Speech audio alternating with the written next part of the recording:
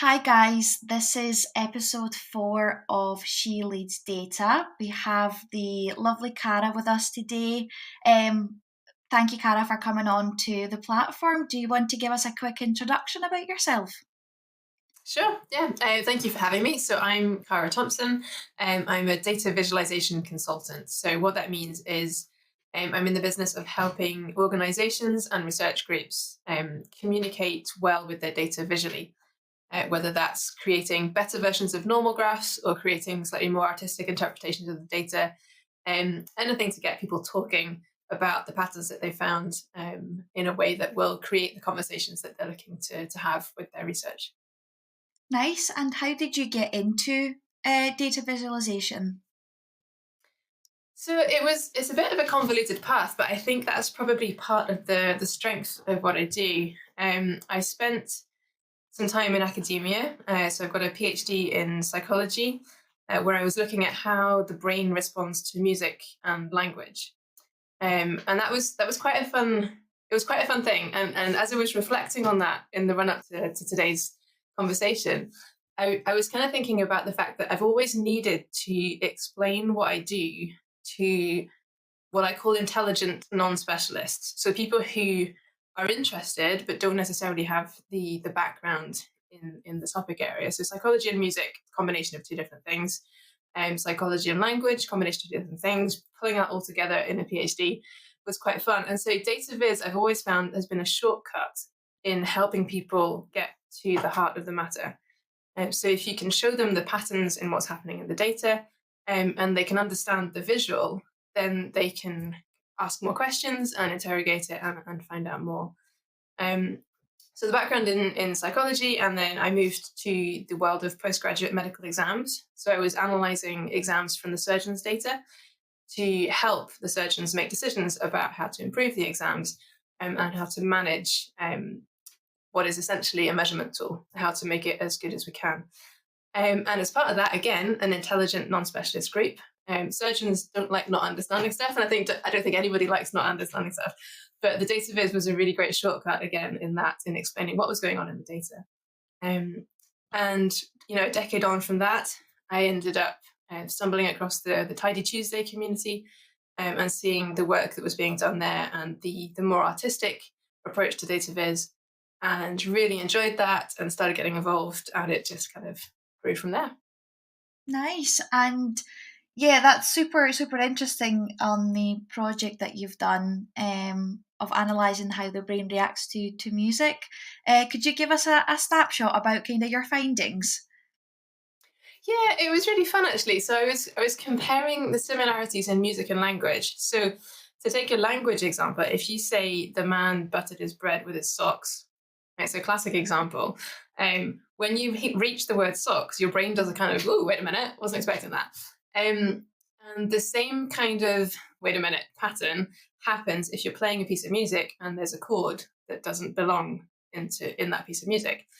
So what I was doing was getting people to listen to sentences which had metaphors in them. So I wasn't going for nonsense. I was going for one of the examples that we had, something like when playing tennis, Chris was a wall that could return any ball that came towards him. So we're putting a metaphor. It does make sense. It's not just saying that a man is a wall. It's using the wall as a metaphor.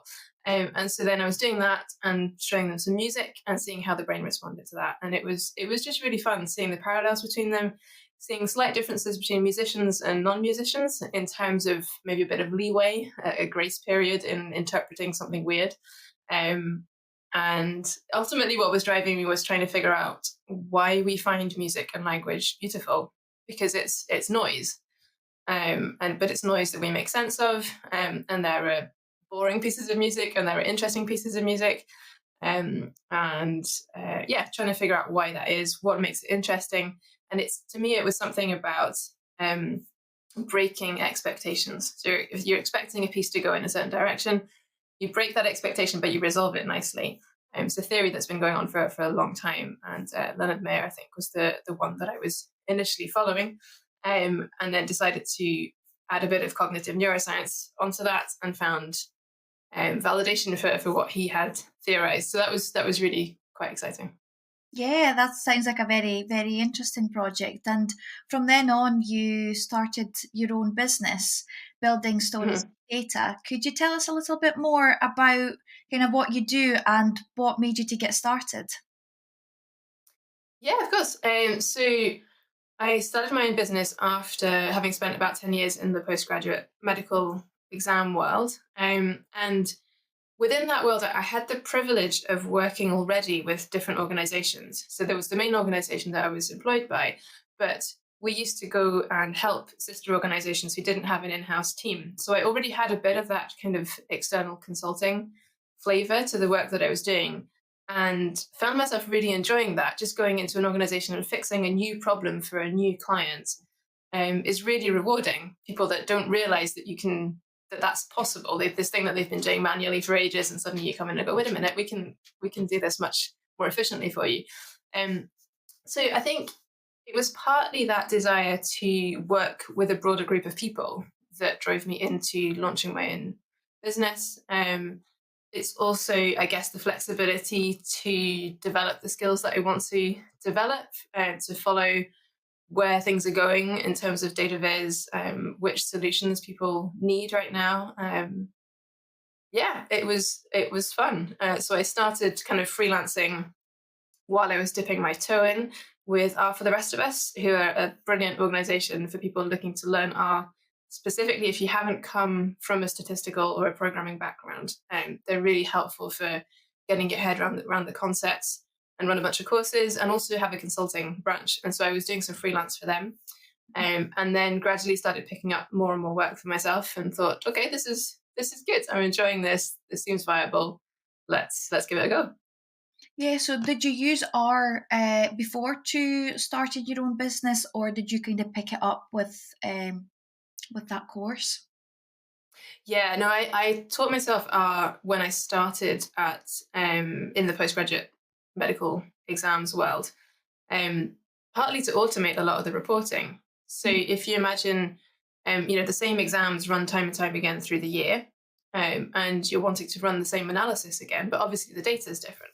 Now Mhm. you could do that by kind of clicking and pointing every single time you're doing it, or you can write a script that you can then feed different data into, and you have the report coming out the other end, which means that you then spend your time where your expertise is most valuable. So rather than spending your time clicking and pointing and dragging data and all that, you spend your time commenting on the patterns that you're finding.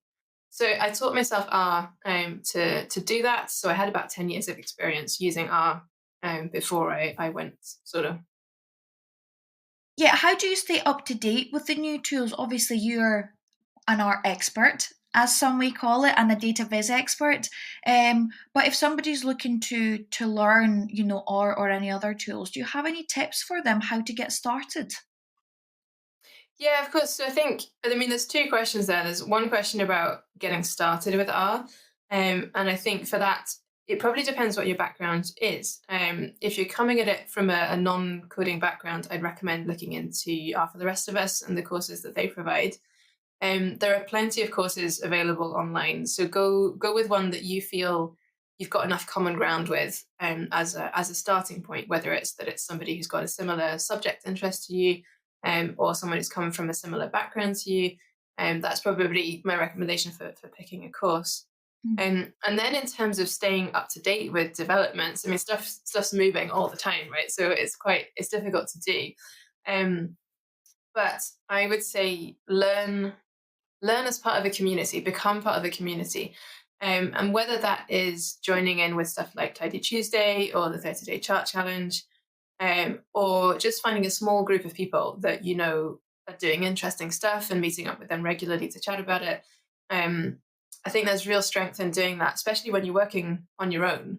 You need community. And so finding that community and, in a sense, keeping each other up to date with the fun stuff that you've discovered, that seems to be the way that I'm managing to stay afloat.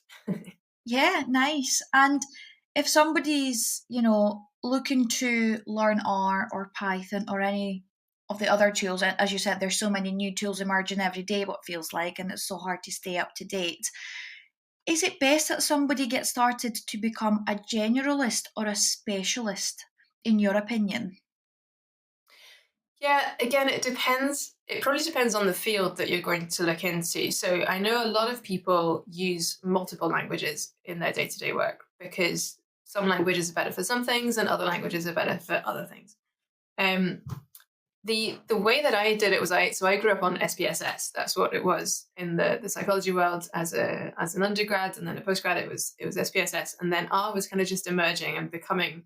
It was this thing that like the kind of hardcore stats people were doing, or the slightly more nerdy types in the departments were really excited about. Um, and over the few years after that, it became a really mainstream language that people were being taught as undergrads, and not just people were picking up afterwards. Um, so I think I was thinking about this the other day. Actually, I've been trying to teach myself a new programming language because I think it's good to diversify the skill set that you have. And it feels very much like learning a new musical instrument. So you can see behind me that there's a few instruments that I play and that I enjoy. Um, my initial training was in playing the piano, and then picking up other instruments. Once you know how music works, the kind of basic physics that might be behind what makes the guitar string go you sound higher or lower based on where you're on the fretboard. Um, Once you've understood that what you're aiming for, it's easier to pick up a new musical instrument because you know what it should sound like, you know what a tune is. Um, I would say it's a bit the same with languages. Get good with one, and then once you know what you're trying to achieve, you'll be in a much better position to find your way to that same goal with a different language. Does that Mhm. make sense? Yeah, yeah, no, that makes perfect sense. And I speak to data folk all the time, and feels like you should know one language to an extent where you're comfortable. There's no, by all means, not an expert, but it's way easier for you to kind of build on that because you have that foundation. And all the skills are kind of transferable. Once you know one, you'll be able to do the other. Mhm. For somebody who's um, kind of looking to get into data visualization, what would kind of your day to day look like? Um, yeah, I mean, every day is different, which is part of what I enjoy. There's typically if I'm starting on a project with a client, we would have an initial discussion about what they're looking to achieve. We would look into what their branding looks like so that I can make sure that I'm aligned with that. Um, and then from there, we would maybe talk about types of visualizations that they've enjoyed in the past. I would come up with stuff from my portfolio that I think might be a good match in terms of a general idea. Um, and yeah, and then it's a question of getting hold of the data, playing around with it. Sometimes you make a mistake and it's actually much better than what you had intended to do. Like, oh, that's a really interesting idea. It's the same with playing a musical instrument. Sometimes it's when you hit a note that you hadn't intended to hit that you think, oh, wait a minute, that was quite nice. So I think embrace the mistakes, embrace the trial and error. If it's too formulaic, it's not going to be exciting for anyone. But yeah, I think if you're looking to get into data viz, the main thing is to just keep exploring what other people are doing. Whether that's people in the data community. I quite like hanging out in art galleries and seeing the exhibitions that are in there. There's some great stuff in Edinburgh, and there's always something to pop into and see, and just think, oh, that's a really interesting use of color, or I'm intrigued by how they achieved a sense of movement in that image, or various things like that. Yeah, keep an open mind, be curious, and practice. I think just give it a go. Yeah, yeah, no, that's great advice, Cara. And with any data role, it's so important to have, great communication and people skills as well as being technical. I think Mhm. a lot of, especially juniors that I'm speaking to, they focus on the technical rather than actually being a person in the job. And that kind of sense of community and speaking to people can actually kind of propel your career a lot faster than knowing every tool and being an expert in Python per se, because there's so many more people who Yeah. are maybe have a lot more experience than yourself. So how do Mhm. you stay connected with the community? Yeah, so there's different ways of doing it. I'm obviously active on LinkedIn. Used to be quite active on Twitter. That's a different space now from the space that it was 2 years ago. Mm. Um, so it's partly that I've got a small group of data viz friends that I hang out with online every couple of weeks, which has been a real highlight of the year. Actually, just doing that every now and then. Um, and yeah, in terms of other, I think one thing that I would say, kind of reflecting on all of this about community and soft skills, um, like just be a nice person, be yourself, and be a nice person to work with. Whether that's because you will have amazing skills that people will want to tap into, but they'll only come back to you for further work if they've enjoyed the process of working with you. And I'm finding that, time again with my clients that they enjoy working with me. And so they say, oh, I've got this other thing in mind. Not sure whether you're the right person. Let's have a chat about it. And then we have a chat about it. And it turns out, I do have the skills for that. And that's great. And we can go about it. So there's something about cultivating, well, A, just being a nice person to work with in the first place, but B, cultivating that with your clients and with your peers. And don't neglect your peers in that community and in that pursuit for clients. I think sometimes the best thing you can do is be recognized among your peers as a decent person, a nice person to work with, so that then your peer might recommend you on to a client. Whereas if you're trying to stand up above the rest and putting other people down, then no one's going to recommend you to do anything. So I think, yeah, be a good community member and enjoy learning in community.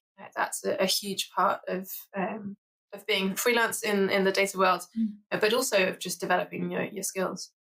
Yeah, you mentioned utilizing apps such as Twitter and LinkedIn, of course. How do you make a good use of them as a data professional? Yeah, I mean, I think it would probably be up to others to see whether they think I make a good use of it. But um, I there's two things that I tend to do on LinkedIn. One is, if I'm working on a project and coding something, and I've come across something that I hadn't thought about before, then I'll typically post a kind of, I hadn't realized this. This is exciting, and just share it as and when. And I actually did that last night. I was, came across something that I hadn't come across before, and thought, oh, this is fun. So there's that, which I think probably speaks more to my peers and other people who might come across a similar coding challenge. Um, and then I also use it to share work that I've done in collaboration with others in terms of data viz that's come out of research that organizations have done, or just portfolio pieces that I've enjoyed creating, just to share them there. I think, it's one thing just putting content out there, but if we're talking about community, it's also about engaging with stuff. So if other people have put stuff out there that you think is great, comment on it, share it. Um, if you're not sure how to do something, then ask an open question and see what comes back in the comments, and then respond to those comments. Yeah, I think for me it has worked well. As somebody who works I work on my own most of the time. I do have a few people who work with me every now and then. But most of the time I'm working on my own. I've needed to cultivate that online community, and it's been absolutely brilliant. Particularly the R community. To me, I've always found it to be a very friendly community where people chip in with answers to each other's questions, and people post stuff as all sorts of different levels in the Tidy Tuesday challenge. And I've never seen a snarky comment. It's always been encouraging, and, oh, have you thought about this? And I like the way you've done this. And um, to me, that was a really healing community at a time when I needed it. And I'm just really grateful that I've become, a member of it, and that I'm able to give back in a similar way to others. Yeah, I think people forget like apps such as LinkedIn and Twitter. They're essentially like a marketing tool for yourself. It's like a way for you to display what you can do and also kind of show your curiosity as well. So that engagement and engaging with other people's stuff, that's how you can really, establish yourself in the market and introduce to people who you maybe haven't had the chance to before. Yeah. So me and Cara met at the Data Lab event a few months ago, and where she was presenting her talk, and I found it very insightful for somebody who's non-technical. Obviously, being a recruiter, there's a lot of community stuff that I go to, and a lot of it can be very, very complicated. But Cara managed to make the data visualization of the bake-off cake super easy to understand. And actually, I remembered it out of every talk that I've been to, and I thought it'd be a great opportunity for Cara to kind of display her work and tell us a little bit more how she managed to provide such value and be her stuff to be remembered as well for somebody who kind of goes to these events all the time as well. Yeah, thanks. So the Bake Off cake it's a funny one, and actually there's a fun story behind it.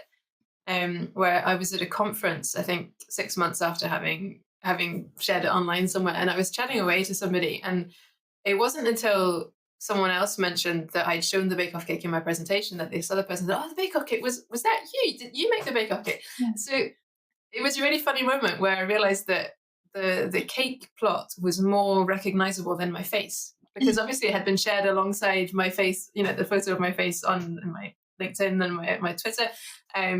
But it was the cake that had stood out. And I think that's what I try to do for my clients. It's create these visualizations. This one's probably on the more out there side of the spectrum, and that you need to kind of look at it a little bit to understand what's going on. But you've remembered it, and other people have remembered it, and it has stood out. And so if an organization has a visual like this that they can put on their website and that speaks to people, and then people say, "Oh yeah, they're the people with the bake off cake," or "They're the people with the," I don't know, whatever it is, that they would want to display. That's the joy that it gives me, is to give people those conversation starting plots that people remember and come back to, and enjoy. And in terms of the presentation stuff, I'm really glad that you enjoyed it. One of the ways, one of my tricks, I think, in making these things accessible is to try and work from something where there's some common ground. So even if people are not huge fans of the Bake Off, they've generally heard of the concept. And so if I then start to illustrate how we can visualize data, we're visualizing data that people have some kind of familiarity with. Even if they know nothing about the Bake Off, they know about cakes, or they know about chocolate and raspberry and other ingredients that we can try to visualize that are inside the cakes. So I think if when we're in the data world, we can get really technical about stuff, but if you can apply the technical stuff that you're doing to a concept that people can already relate to, then I think that massively helps people get on board with what you're talking about. Yeah, and how did you make kind of those layers that I would say of a cake so impactful? I think the kind of very clever use of colour that you used, and there was actually an example where you swap the colours over, if I can remember correctly, and then the chart, not that it didn't make sense, but it was less impactful, and it didn't make sense why for some reason rhubarb was then a colour of brown chocolate and vice versa. Could you a better understanding how you make kind of the clever use of colours as well in your data visualization to create that impact? Yeah, of course. Yeah. So that was a slightly different one from the Bake Off cake. That was the bar graph, wasn't it, which showed the different ingredients and how many times they've been used. Again, that was one of those fun things where you put the colors together, and it actually made my mouth water when I saw the the colors together, which sounds ridiculous, but I was like, okay, I've achieved something useful here. I always try and encourage people to think about pairing colors with semantics. So in that plot, we're talking about chocolate, rhubarb. What else have we got? We've got raspberries and genoise. It's pronounced genoise. So we've got all those four ingredients and all those four components of a cake. And it makes it so much easier to remember what's what if you've coloured them in a way that's sensible. So the chocolate was a dark brown, the raspberries were red, the rhubarb was a kind of peachy rhubarb colour, and the genoise was a kind of sponge cake colour. So because I think in the visual, in the presentation, I just flashed a very quick version of the plot in which I hadn't done any color pairing, and said to the group which is the most used ingredient, and flashed it off the screen within maybe 2 seconds. And there was a bit of hesitancy. Nobody knew quite what to answer. I said, right, let's do that again. put it up again with the colours that were meaningful, Mhm. again, for a very short duration, and everybody remembered which order they were in. So I think there's value. It's not just about making the plots pretty, it's about making them stand out in people's minds, making them memorable, um, but making the story inside them memorable by choosing the colours well as well. Yeah, I think it's very easy for the brain to remember that because you see that in real life and it's easier to make the connection. Uh, Hmm. but if it's something, as you said, that doesn't match, you're probably not going to remember it, or you're going to get the graph mixed up because you would think, chocolate was this many numbers, and then Hmm. rhubarb was this many, so you can get them muddled up. So I thought that was a very clever way of kind of using color in that particular project, and as well as the Bake Off, the way that you Hmm. displayed it, definitely created an impact on myself, somebody who's non-technical, and yeah, as well as you said, people were coming up to you and recognized your graph on the cake before your face, which obviously means that you're doing something right there in this space, and it's creating Thank you. Yeah. an impact in the community. Hmm. Um, yeah, wanted to touch on kind of your business and what's your vision? Where do you see your business going in the future? Yeah, it's a good question. I think at this stage of life, I've got two young daughters, and so the business has kind of evolved a little bit around family commitments and what that looks like, and I'm enjoying being able to be flexible. But I would say it's definitely not the easy option to go and start your own business with two small kids, because there's a lot more to running a business than just actually doing the work for the clients themselves. Um, in terms of how I see it evolving, initially I kind of just wanted to. I quite enjoyed just working by myself, working on projects that I was keen to work on. Um, and then as I've done more and more projects for different clients, I thought, oh, I could do with input from a graphic designer here. So I've got a friend of mine, Daisy Lazarus, who's absolutely brilliant, and so I get her involved every now and then in projects. And then Crystal Lewis on the data cleaning side. So it's become something where I've become the central point of contact for the clients, but then I collaborate with other people when they have skills that I think would really benefit the project beyond the skills that I have. So I think in terms of how it's evolving, if you'd asked me that, at the start, I would have said just me on my own. I'm very happy doing that. But the more I think about it, the more I'm interested in exploring what this looks like as I guess a studio with a central ethos to how we do data viz, and then getting different people in to do various bits and pieces. Um, for now, it's mostly still just me and the others on an ad hoc consulting basis. But yeah, who knows? Who knows where that's going to lead us? Yeah, no, super exciting. Can you share any exciting projects that you're currently working on, if you can, of course? Yeah, of course. Um, so what am I working on at the moment? I've recently just did a bit of training for the Dogs Trust. They've got a data hive initiative where they get people together to do some training, and I did some data viz training for them, which was great. I'm about to provide some training for the critical decade cohort of students looking at climate change and the climate crisis and how to talk about that, and how to use their research in engaging ways with the public. So I'm really looking forward to doing that. Working on a data viz design system for two or three organisations at the moment. One of them is a university department based in Edinburgh.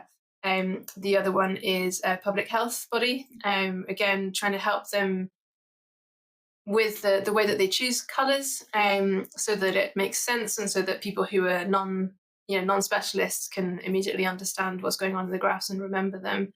Um, but in doing that, it's also about making it aligned with the brand. So one of them has got a really vibrant color palette in their branding, and so it's coming up with something that works well with that. The other one has got a more pastel color palette, and so it's coming up with colors that work well with that as well. Just trying to make sure that the graphs kind of reflect the personality, if you want, of the organization.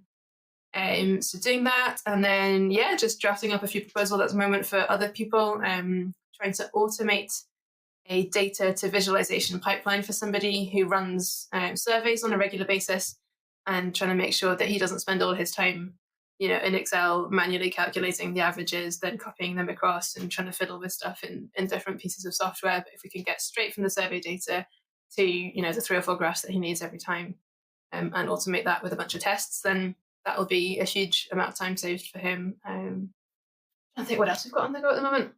It's quite a lot, but I just enjoy the variety of it all. Yeah, super busy, but that's the way that you want to be. Where can people find your stuff, Cara, if they wanted to check out your work?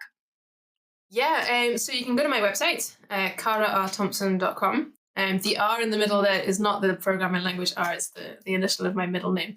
But yeah, cararthompson.com, where you can find more about the services I provide. You can see my portfolio on there. Or the other way is to just get in touch over LinkedIn. You can find me there quite easily. And just reach out and see. I always really enjoy hearing about what other people are doing. So don't feel like you can only get in touch if you want me to do something for you. If you're working in database and you're excited about what you're doing, then let's chat. It's just really nice to have that community as well.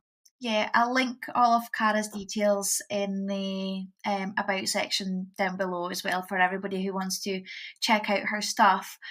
But just a few questions before we kind of wrap up here. Throughout kind of navigating your path into data viz, what advice do you give for individuals aiming to break into the industry? Obviously, there's so many ways that people can enter, if with a university, with an internship, through academia. Do you have any specific advice? Obviously, you came from academia. If there's anything that you can reflect from your experience. Mm-hmm. Yeah, I think the main thing is that people need to be able to see what you can do. So it's all very well saying that you've gone on 25 different data viz courses. If the stuff that you're producing just isn't speaking to people, then that's not necessarily going to be helpful. And vice versa, you can have been entirely self-taught and be producing some stuff that's absolutely outstanding. So I would say share stuff regularly, and it doesn't have to be perfect. I think there's always this fear that if we put stuff online, it has to be amazing and perfect. It doesn't. Just share stuff regularly. You will get better, and the more you do it, the less daunting it will become. I really enjoy Austin Kleon's book on all of this, and we can pop a link to those as well if you want. But Show Your Work is one of the ones that I really resonated with. Just getting people to share what they're doing, and it takes away the daunting aspect of putting something online.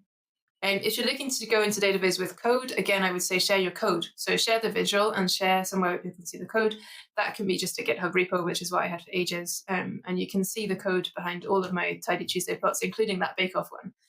That's all available for others. And that was a big part of me getting into data viz, just seeing what other people were doing and thinking, how on earth did they do that? And then you go and look at the code, you're like, oh, okay, yeah, that makes sense. And then you do it yourself. But it was also huge in me starting out in the freelance world. I was able to share the stuff that I did with somebody who'd posted that they were looking for somebody who had the types of skills that I had. And he could see not only the visual outcome, but he could also see that I know what I'm doing in terms of coding. So being able to see those two aspects of what someone's doing, I think is really important. So yeah, make some stuff, share some stuff, and don't worry, it'll be fine. Yeah, no, that's great advice. And yeah, don't fake it till you make it, I always say. Go to that networking event, show your work, reach out to the person you've always wanted to talk to, comment on people's posts, because generally people are nice and looking to support other people as well. So there's nothing to be scared about. And as you said, you're only going to learn from that experience, because if you don't do it, you'll never learn. But if you do, if you will do it, you'll learn. You'll be a little step further from where you started. So that's great advice. Thank you so much, Cara, and thank you so much for coming onto the Data Gals platform. She Leads Data. Your insights were great, and it was great to hear more about the stuff that you do within the data visualization space. Yeah, guys, please let me know if what topics you would want to hear from me next. And yeah, thank you again, Cara. Thanks for having me. It's been an absolute pleasure. Cheers.